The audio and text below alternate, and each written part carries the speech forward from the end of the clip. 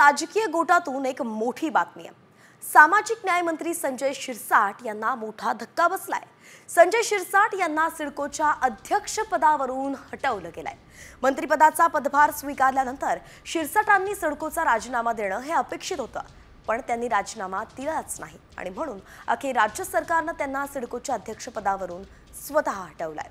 शिवसेनेतील बंडानंतर एकनाथ शिंदेंनी भाजपसोबत सत्ता स्थापन केली होती आणि त्यावेळी आमदार संजय शिरसाटांचा मंत्रिमंडळात समावेश करण्यात आला नव्हता। म्हणूनच नाराज झालेल्या शिरसाटांची महायुती सरकारकडून सिडकोच्या अध्यक्षपदी वर्णी लावण्यात आली होती। मात्र या मंत्रिमंडळात त्यांना स्थान दिलं गेलं, म्हणून आता त्यांच्याकडून हे अध्यक्षपद काढून घेण्यात आलंय।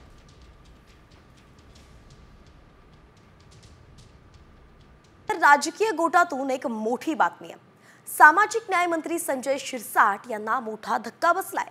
संजय शिरसाट यांना सिडकोच्या अध्यक्षपदावरून हटवलं गेलंय।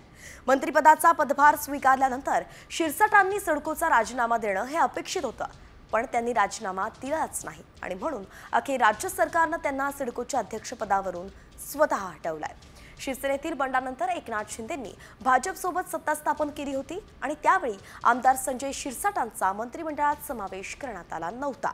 म्हणूनच नाराज झालेल्या शिरसाटांची महायुती सरकारकडून सिडकोच्या अध्यक्षपदी वर्णी लावण्यात आली होती। मात्र या मंत्रिमंडळात त्यांना स्थान दिलं गेलं, म्हणून आता त्यांच्याकडून हे अध्यक्षपद काढून घेण्यात आलंय।